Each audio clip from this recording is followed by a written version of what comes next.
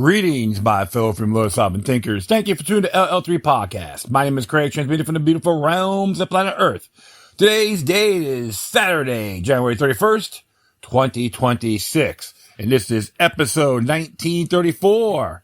Can you protest inside or near a church? Before I proceed, you can follow me on multiple social media sites and podcast channels. Just type in Looking Luck number 3, Looking Luck Roman number 3 with 3 eyes, or Looking Luck Roman number 3 podcast.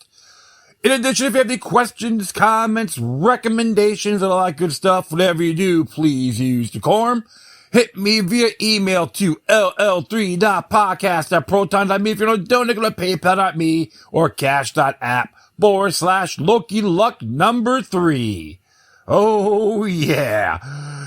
Sometimes you got folks come out with convenience, right? That incident that broke out at that church in Minneapolis. Now everyone's coming out of the woodworks. All the commies, the hacks, the posers, walking antimatter are saying they're violating their First Amendment right. And based on the video, Don Lemon was showing derision, right? Based on that video clip footage. And now they're all coming out of the woodworks like Tommy, Hanoi, Jane Fonda, all these douchebags.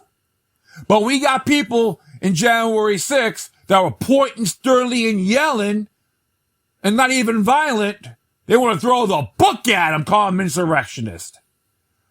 Lawfare 101. These demonods, all they care about is themselves, to make themselves look pristine. And you know what? Many of us are just laughing at them. And you don't have to be a faction disciple to figure that one out. Well, instead of me, just running my mouth and all that, I was looking at a video clip. Not a video clip, but multiple clips on that. Excuse me, I'll retract. And it's just very comical. Don't get me wrong. All suspects are presumed innocent to proven guilty in the court of law. So, but they all just parade themselves very pretentiously. Now they're all whining, complaining. Their family members, their peers, colleagues are pissing in the wind, metaphorically speaking, whining. So, this is from the website freedomforum.org. This is written by Scott A. Leadingham. Came out yesterday, the latest update. Can you protest inside or near church? First Amendment analysis.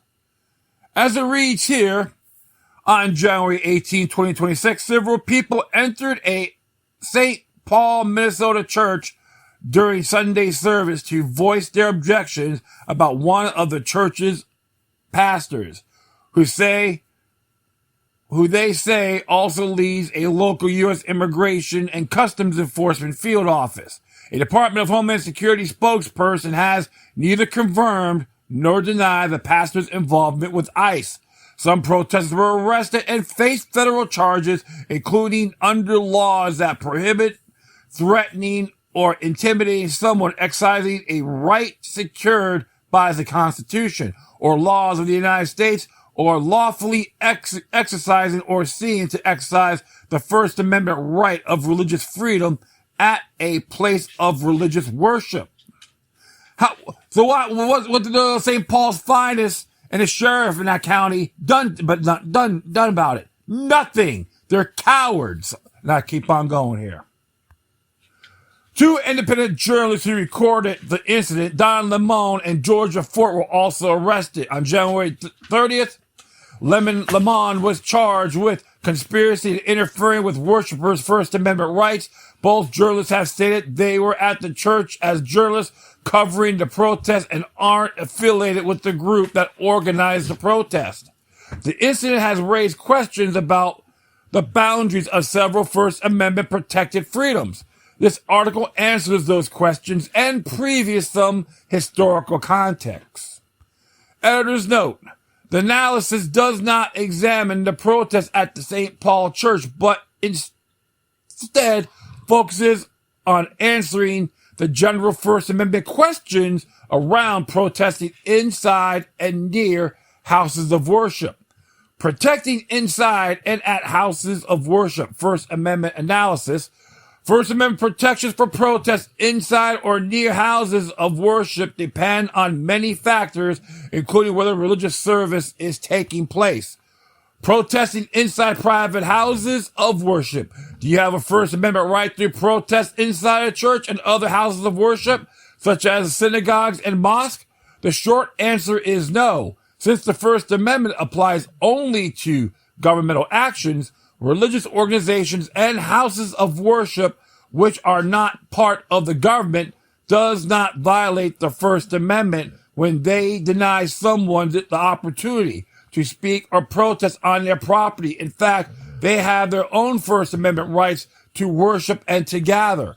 Protesting in these private spaces could violate generally applicable state and local laws, such as trespassing, disturbing the peace, and disorderly conduct, as well as First Amendment related state laws that provide special protection for houses of worship. Depend on protesters in actions inside a church, a federal law called the Federal of Access to Clinic Entrances, FACE, as an acronym for it, Act, could also factor in the 1994 law prohibits using or threatening force of physically obstructing or interfering with people seeking or providing reproductive health services or exercising their faith at a place of religious worship, although it's rarely been used in the context of religious services, according to Charles Haynes, Freedom Forum Senior Fellow for Religious Liberty. Can journalists enter private property houses of worship to cover events? Journalists may enter private houses of worship to cover events if they receive permission from the religious group. You can't just waltz right in, right? If a journalist enters a private property, such as a private house of worship, to gather news without permission, they are violating the law and may be arrested, typically by state or local authorities. Federal charges may apply if the trespass occurs on federal land or violates a federal law like the FACE Act, which requires proof of force or threats intended to injure, intimidate, or interfere with religious exercise. More observation and reporting are unlikely to meet this standard. If a prosecutor proves the elements of a crime, the journalist cannot raise the First Amendment as a defense. Journalists have no special immunity from generally applicable laws. Protesting at religious services in public spaces. Though most religious services are held inside private spaces, some services take place in public spaces, such as a public park or building. For example, a private church could rent a public park's amphitheater for a service, or a student religious group may hold worship services in a public university campus lecture hall. What does this mean for protesters' rights at these services? Speech and assembly rights in these public places often depend on how courts view that public space for First Amendment purposes. Courts have identified three types of public spaces. 1, traditional public forums, where gatherings and other expressive activities usually take place, such as a large common area like the National Mall in Washington, D.C., or many sidewalks on public property. 2, limited or designated public forums, where the government has opened the areas to the public use in a limited way, like the plaza in the front of the U.S. Supreme Court building, or certain parts of a city park, or outdoor areas of a college campus. 3, non-public forums, where protest is traditionally not allowed, like inside government buildings or an airport, or directly outside a building where access and exit would be cut off. First Amendment rights are strongest in traditional and limited for designated public forums, and weakest in non-public forums. Once the government lets a group use a defined public area, like a room or all, a designated part of a park, for religious purposes, that space is most likely to be considered a non-public forum.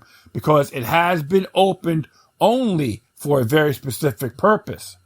In non-public form, speech and assembly rights of outside groups like protesters are subject to greater restrictions as long as those restrictions are reasonable and not based on the group's viewpoints, including their opinions, beliefs, or ideology. This means that a religious group granted the use of public space by the government can limit speakers and topics for those related to the church service. In fact, the First Amendment protects the church from being forced to include outside speakers not affiliated with the religious group. But if the religious group does allow non-members to join, it cannot then decide who does or doesn't get in based on the person's viewpoint. Once inside the church can require people to speak only on topics related to the service. But again, it cannot prevent someone from speaking or remove them simply because that performs person's views. People who protest or disrupt such services by entering the public area designated for religious groups use and remove and charge with violations of laws like those against trespassing and others identified above. Protesting outside religious services. What about protesting outside of a church or other location where worship is occurring? That sometimes allow, but there are more important caveats. Public sidewalks generally receive maximum First Amendment protection as traditional or limited designated public forms, though the areas right at a building's entrance and exit may use less protection for First Amendment related activities because their purpose is more functional. The point is to let people get in and out of the building. So protesting is generally allowed on a sidewalk near a church as long as people can still get by, and direct entry and exit to the building itself is not blocked. Protesters have more rights if the services are in a traditional public forum like a public park or amphitheater. They generally have strong First Amendment protection to protest nearby as long as they do not physically enter the area designated for the executive use of the worshipers. Further restrictions on when, where, and how protests can occur outside religious services. Even when worship occurs in areas where First Amendment free speech and assembly protections are strong, protesters may be restricted in when, where, and how they may exercise these rights. Such regulations are called time, place, of matter restrictions. An example of a reasonable restriction would be a prohibition on protest near a house of worship during services if the noise from the protest exceeds a certain decibel level. They put it plainly, the government may restrict protests in a way that ensures the service is not disturbed by loud protesting outside. Protesters can still protest as long as the service can continue. All right. So anytime the government restricts First Amendment freedoms, these restrictions must be applied equally and not favor or disfavor certain viewpoints, messages, or beliefs. This means the government can't pick favorites among religious groups when deciding who gets permits for use of the city parks, and it can't restrict protesters because of their views or opinions. Here's a history of church protests in the U.S. Protests inside the house of worship have a long history in the United States. According to Haynes, Freedom Forum's religious liberty expert, Haynes notes some examples of protests in churches and houses of worship, some of which resulted in arrests, although he clarifies arrests during such demonstrations have been relatively rare.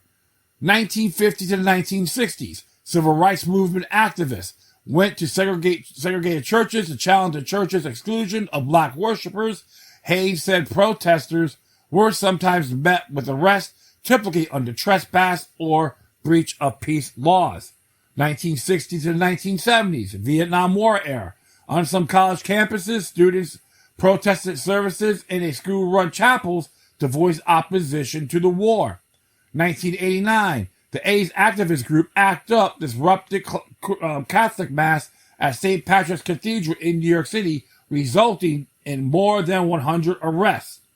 2000s, on multiple occasions, people who opposed the anti-LGBTQ positions of the Westboro Baptist Church disrupted the group's services, which resulted in arrests for violating various public order laws.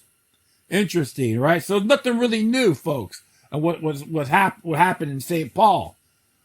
The bottom line on protests at churches and houses of worship. The First Amendment protects freedom of religion and the right to speak at and assemble for protest. But these rights are not unlimited, and some restrictions apply, including freedoms overlap. First Amendment rights of speech and assembly do not protect entering private property to disrupt a religious service where others are exercising their right to freedom of religion. And even outside a physical church building on public property, protesters' rights could be limited depending on when and where and how the protest takes place. Interesting there, right? Scott A. Leadingham is a staff writer at Freedom Forum. He can be reached at sleadingham@freedomforum.org. So,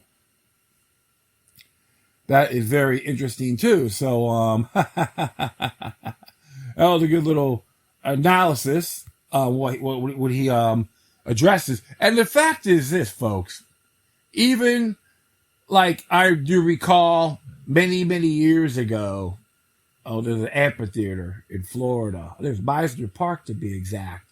When Al Gore spoke, they couldn't use amplified megaphones. Okay.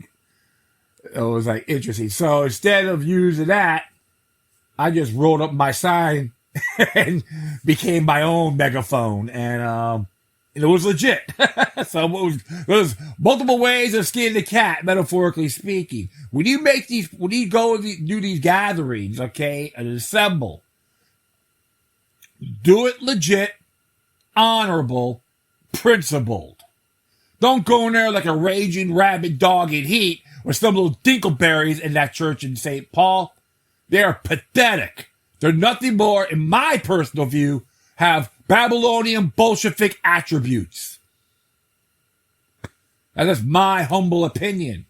Prove me wrong, folks. I would love to hear from you on this matter. And you got all these douchebag celebrities. Who listens to them? Oh, I'm coming out of the spotlight now.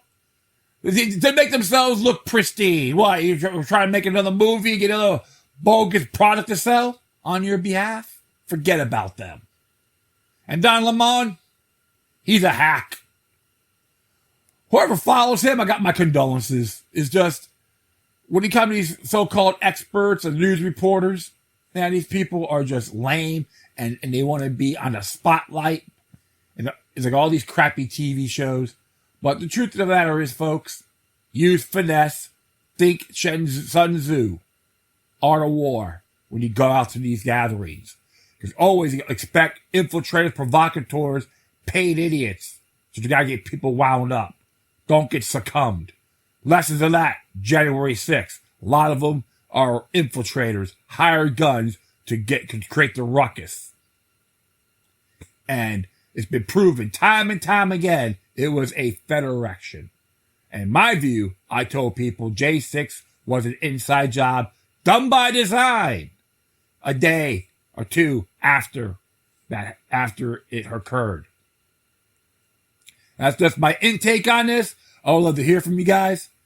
And that will be it. I thank everyone for listening. Plus, feel free to download and share this throughout your social media networks. If you have any questions, comments, recommendations, all that good stuff, whatever you do, please use decorum. You can hit me via email to ll3.podcast@proton.me. If you want to donate, go to paypal.me or cash out @/look3. If you want to support freedomforum.org, check them out.